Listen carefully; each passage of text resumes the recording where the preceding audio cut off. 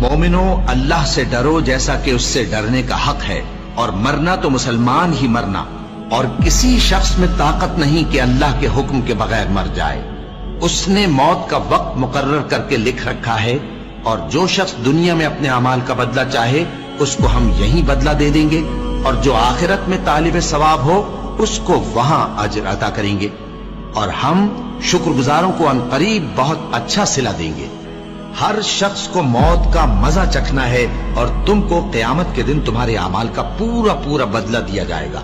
तो जो शख्स दोज़ख से दूर रखा गया और बहिश्त में दाखिल किया गया, वो मुराद को पहुंच गया।